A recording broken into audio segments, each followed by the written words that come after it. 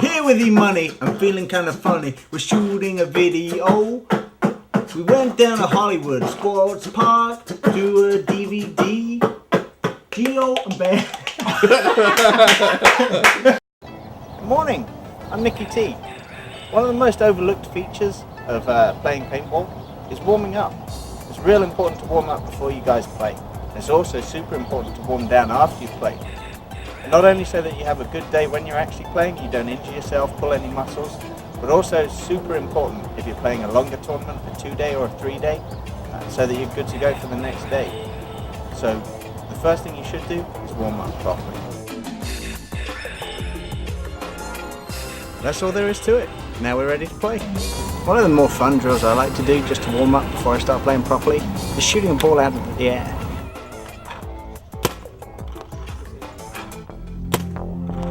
As you can see, I haven't even mastered it yet. Let's give me a while and check back on this drill later. When playing paintball as part of a team, there's 3 different positions that you can expect to see players playing. It's the back guys, the mid guys, and right at the very front, the front guys.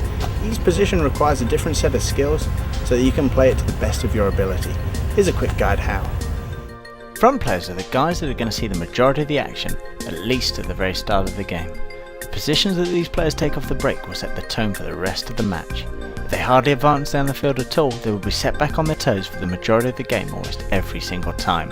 You have to be aggressive, and that should be a speciality if you're a frontman. When working on your physical ability during the week, you should focus on doing a number of endurance and speed exercises, such as wind sprints and running on a treadmill. No good to your team if you have to stop to catch your breath when you get into your bunker after a long sprint. Another important aspect is flexibility. Thanks to smaller fields and smaller bunkers, playing tight and compact on the field is a necessity, and this is all the more applicable to the frontman. You should be able to comfortably hold your marker in the ready position, no matter how oddly your body is contorted, in order to correctly play a laydown or snake bunker. Consider taking a yoga class or 2 to drastically improve how limber your limbs are. Something not to overlook is having great ears. When playing up close and personal, there'll be all kinds of sounds and distractions going on that can easily disorientate you. From coaches yelling to balls flying over your head, you need to be able to focus in and hear valuable communication from your mid and back players. Determine where your opponents are firing from and when it will be safe to come out from behind your bunker and start your attack. To do this, you need to develop your field awareness and sense of timing to know when and where you'll be able to move down the field. Knowing where all of your opponents are shooting, which ones your teammates already have covered, and what angles and path of attack will provide the most cover for your move will all help to transform you into a one-man killing machine. So make sure that you are up to the task before getting in over your head and finding yourself on the other end of Oliver Lang's barrel, or even yours truly's. Mid player. While the role of the mid player has adjusted slightly over the course of paintball history, his main job and objective of watching over his front players and inserting himself in key positions as the opportunity presents itself remains the same. If you lose your front players either off the break or early on in a match, it will now be the primary job of the mid player to take control of the pace of the game, get key eliminations, and try to get a win for their team. Look for holes in the opponent's line of defense that will enable you to do some damage to them. A lot of this information can be gathered by walking the field before the game and deciding on where the key bunkers on each field are for both you and your opponent. If you know that one position in particular can change the tide of a game, and you notice that your opponents either didn't send someone there or they've already been eliminated from that bunker, you'll know that there is now a weakness that you can exploit, and through using smart movement and careful timing, you can put yourself into a position that will either provide a great angle for eliminating an opponent, or even allow you to make a great bunker move that can give your team the dominating edge they'll need for victory. Top professional mid players are also usually the most adaptable players on their team, as they never know where they'll be needed on the field to assist their teammates. Sometimes they will have to pull back and act as a back player, or surge ahead and take control of a match. Learning how to play each bunker on any given field develops this skill. If you know every strength and weakness of every bunker from the smallest snake to the biggest Center X on an X-ball field, you'll be that much more prepared for your opposition no matter what they throw at you. Another key role of mid players is to act as the relay point of communication between the front and the back players. Some of the fields you're going to play on can be pretty large in size, and any communication a front player throws out whilst under fire will be very hard for a back player to hear, and of course vice versa. A breakdown in communication can leave even the best team confused and unprepared for a push from your opponents, so always keep that in mind when the game is on the line. The back player's role in the game has probably changed the most since the days of tournament woods ball play.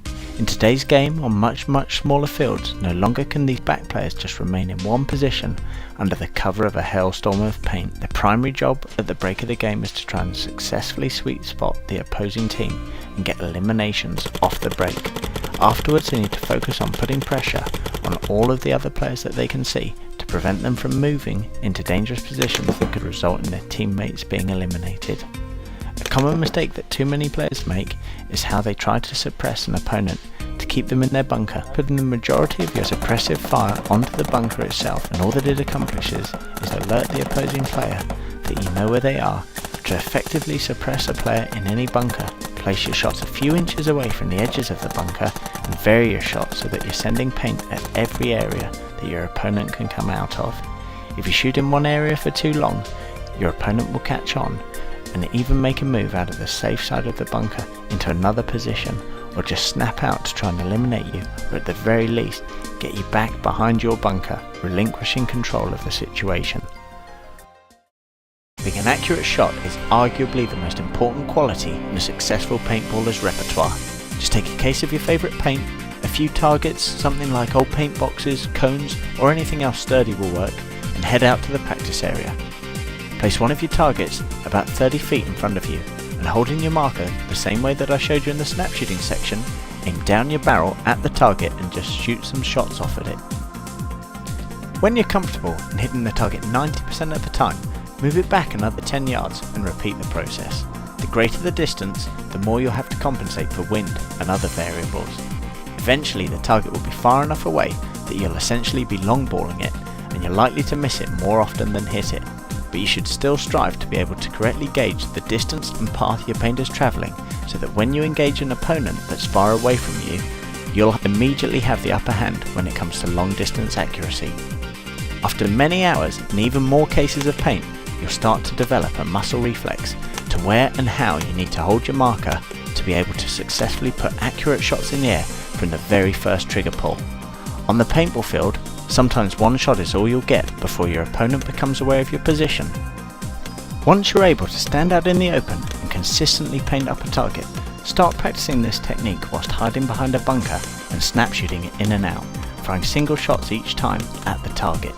You won't develop any skills if you make this exercise easy on yourself, so make sure you've tucked a lot of the object that you're shooting at behind the bunker so that only a small portion sticks out for you to aim at. This will help with the realism factor of how much of a target will present itself when playing against another live player. When you can do this drill successfully behind a bunker, both standing and kneeling, you should start to put yourself into a more uncomfortable position on the field, such as inside a snake bunker. Normally, being in this position will provide you with great firing lane opportunities, but poorly aimed shots will only alert everyone to your position. Though awkward, learning how to pop out and shoot accurately from behind the harder to play bunkers on the field will become the deciding factor in the outcome of many of your paintball matches. When you can snap out from behind full cover and place an accurate shot right on the barely exposed corner of a target from every position on the field, you're ready to start practicing with a partner. By far the most important technique that you can employ in the game of paintball is one called snap shooting. This is the art of getting out from your barricade really quick, firing off a shot and getting back into safe cover, all the time while staying alive and hopefully whilst eliminating the opposition. Stand behind the bunker so that if you were to draw a line across your toes, it would point at your intended target. Bend your knees slightly. This gives you added flexibility and helps keep you on balance. So as I'm shooting out of the left hand side of this barricade, I'm picking up the marker in my left hand. Next, take your other hand and hold it firmly on the foregrip. You want to have a really good grip on your marker so that when you take off your shooting hand like this, the marker is still supported. Note how the bottle is firmly in my shoulder. Note how my other hand is gripping the foregrip, so that all I have to do is just lightly rest my shooting hand onto the trigger guard. Now, the technique that we're going to use is very simply called a roll out. The key elements here are to have the stance correct, have your feet correct, keep your knees bent, and be holding your marker correctly. When you roll out, you only want to think about one thing, and this is the position of your elbow here. The technique is to rotate your elbow so that it comes in towards your chest. As you do that, if you're holding your marker correctly and you're set up correctly, like I've shown you, the barrel is going to come out on a mirror of exactly what your elbow is doing. So as your elbow rotates into your chest, the barrel rotates out, away from the bunker, and allows you to shoot the target. Let's show you how it's done.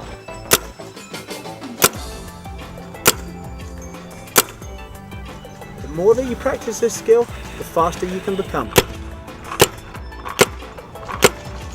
You don't need to hang out for a long time, shoot more than one shot.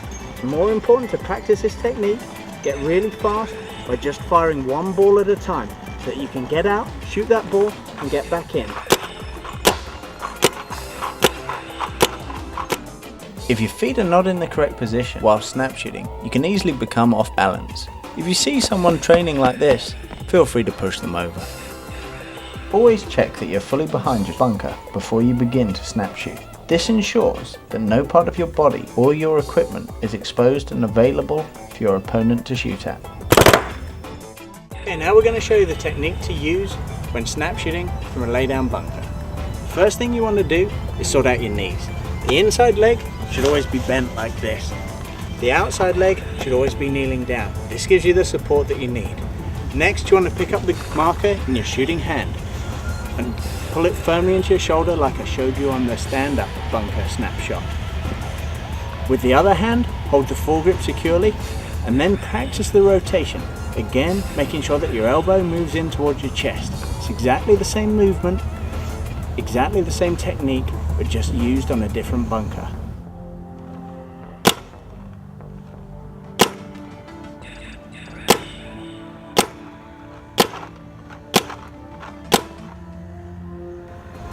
Now you try.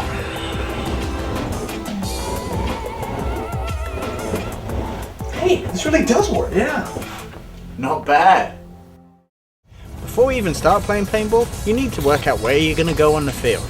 This section's called walking the field, so come on, let's go.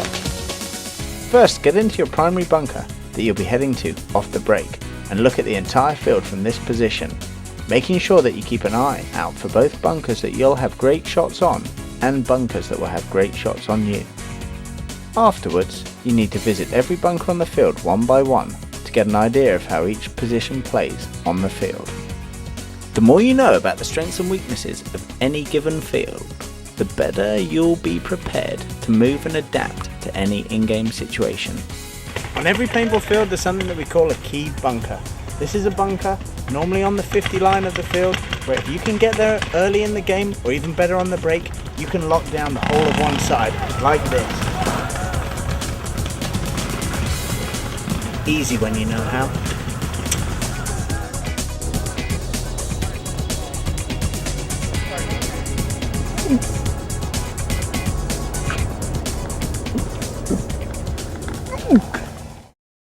Paintball conditioning and training. As paintball continues to become more and more of a mainstream sport, it's important to start looking at your paintball training and conditioning the way that mainstream athletes do. The average paintball player plays once or twice a month, doesn't work out during the middle of the week, and eats junk food before, during and after they play. Find me the professional football, baseball or soccer player that follows the same approach when preparing for their sport. Competition in tournament paintball is fiercer than ever, and you'll need to find an edge to get ahead wherever you can. The way you perform on the field or in a tournament depends largely on how you treat your body off the field when you're not playing. A stronger, leaner, healthier player will be able to perform better and last longer on the paintball field than his overweight, out-of-breath competition. A solid combination of working out and eating healthy will get you to where you need to be. Here are some good exercises designed specifically for paintballers, both with the use of weights and without, as well as a model diet plan for you to follow before game time.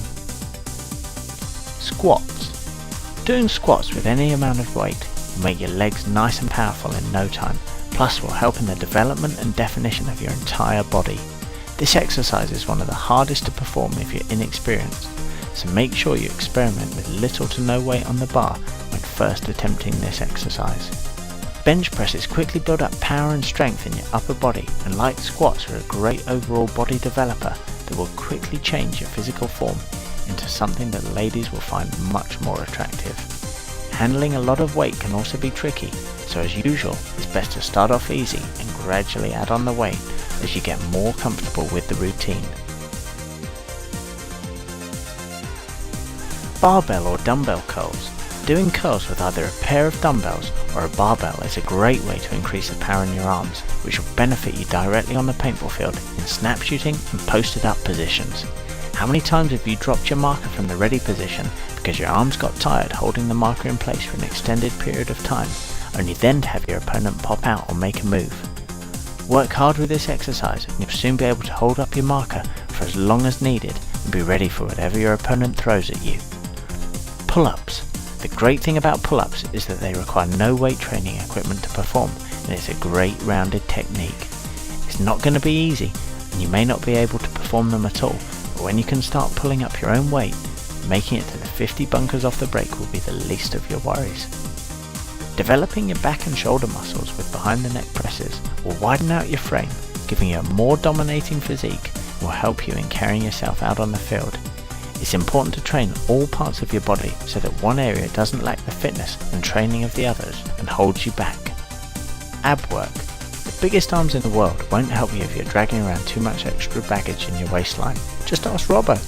There are a number of great abdominal exercises you can perform, and all of them will dramatically improve your overall fitness level, conditioning, and not to mention how you feel during the day. This program requires that you only work out 2 days a week, so stop complaining about your busy schedule. Get out there and train. Cardio training. While training with weights and doing low repetitions will gradually burn off the excess fat in your system, you really need to be adding cardio training to your workouts to maximize your complete training capacity. If you have access to a gym or if your family owns some exercise equipment, nothing burns calories faster than a quick 20 to 30 minute ride on a stationary bike, treadmill or cross-trainer machine. If you want to go the more traditional method, good old-fashioned running and bike riding will get the job done just as well. If your dad has an old heavy punching bag in the garage, beat the crap out of that for 20 minutes every day of the week to get your heart pumping and the fat burning. Likewise, jumping rope will do the same. Getting involved in martial arts or cardio kickboxing classes can be a little expensive, but the professional training and advice that you'll receive from these professionals will whip your body into shape faster than you ever could on your own. So if you have the time, money and inclination, this is definitely a solution you should look into. Some people choose to do their cardio right before their weight training workout, others right after, while some do it on the days when they're not weight training at all. You'll need to experiment to find out which combination works the best for you. Diet. Eating properly doesn't have to be so bad, however, nor does it have to be as complicated as some people like to make it out to be. As paintballers, your diet should first and foremost give you enough energy for when game day arrives. This means carbohydrates, just not the bad ones such as white rice or empty carbs like the ones that you get from drinking sodas. Now here's some insider secrets they never taught you in your high school gym. The days leading up to your competition are the most important days to focus on your diet and of course what you eat. A week before your big paintball tournament, it's time to focus on complex carbs like whole grains, pastas, breads and brown rice. Then what you eat the day before the big game is more important than what you actually eat the day of the game. This is where you want to eat 5 to 6 small meals over the course of the day instead of 1 or 2 monster feasts. This will kick your metabolism into overdrive, quickly burn your food into energy, and will jumpstart you ready for the competition.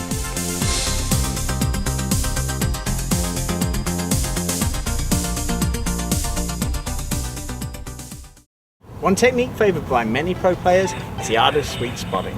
This means eliminating the opposition at the very start of the game.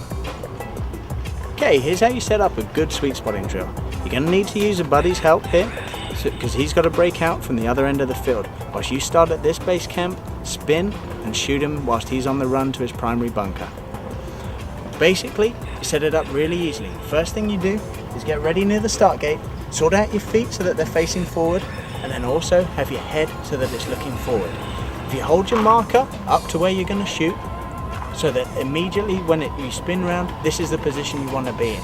The easy way to set yourself is just to pivot round like this, have the marker touching the base while still looking forward. When the game on sounds and the drill starts, you just want to spin and you're immediately in position to shoot your opponent. Let's try it for real.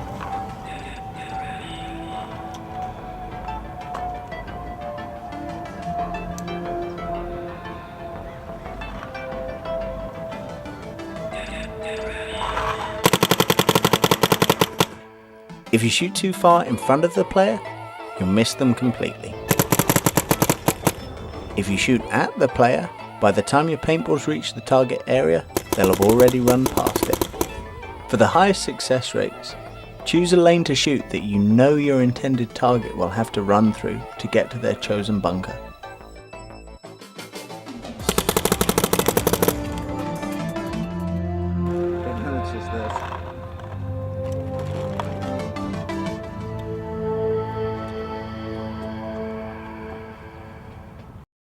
One of the most rewarding drills that I like to practice is called Dodgeball.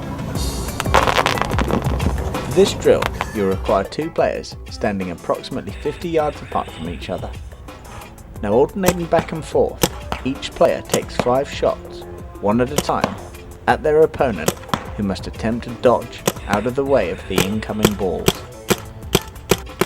For added realism and challenge, give the dodging player a marker as well, and go back and forth kind of one ball each other. While unorthodox, this will drastically increase your reflex speed whilst on the field. Whoa! Okay, whoa, I'm done. Plug up, man. Woo! Oh, blimey. When you're playing paintball, these are your best friends. Number 1, your bunker. Number 2, your marker. And number 3, your paintball brain. You got to think, and most importantly, you got to communicate to succeed. Here are some great tips when working on your individual and team communication techniques. First off, if you're new to the tournament scene or haven't developed a set of code words for your team, now would be a great time to start. Although they don't need to be complicated, an easy set of terms that you and your teammates can use to communicate to each other in simple, easy to understand words will allow for a quick and detailed exchange of information during the heat of a game. The most common uses for code words are for keeping track of how many players your team has lost, how many your opponent's team has lost, how much time is left in the match, identifying where your opponent is on the field, and even as a means of organising a team push or bunker move. Make it easy on yourselves. Pick a word or even a single letter that's easy to say and use that for your elimination count for every time you eliminate an opponent. For this example, we use the letter G, an extremely common code word used in all levels of tournament paintball.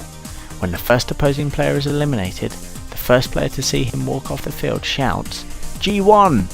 The rest of the team should instantly start relaying this code across the field to inform the entire team that an opponent has been eliminated. With each additional elimination, simply add another number. An even more effective way to use this code is to also include what position on the field the eliminated player came from. This will let your teammates know where the new weak spot on the field is and how they can coordinate their efforts to take advantage of this new information. For example, if you hear G3 out of the back left, you should instantly be able to recognise this as the code that your opponent's team has lost a 3rd player, that the elimination came out of the bunker on the back left of the field. Now come up with a code that will allow your team to communicate whenever you lose one of your own players. Many teams will make one code a single letter and the other a full word to better understand what is going on during a game. For example, if you lose a teammate on the field, you can say out 1, out 2, out 3, etc. The easier you make the codes to remember, the better. So now if in the middle of the game you hear G4 out of the snake, out 3, what does this tell you? Your opponent has lost 4 players, the most recent elimination coming from the snake, and your team has lost 3 players. Simple? Good. As for field positions, you can assign names to important bunkers on the field in order to quickly reference them in the middle of a game. If there's a big important Dorito-shaped bunker, calling it Dorito will do just fine.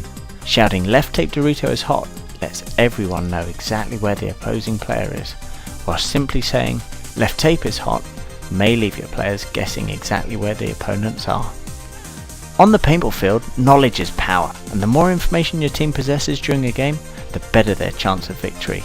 On the next training DVD volume in the series, I'll teach you even more advanced theories of communication that even some of the sport's best players might not know about. For this drill, you're going to have to use communication to work with a teammate to eliminate an opponent. Put some suppressive fire on the opponent's bunker to keep them in.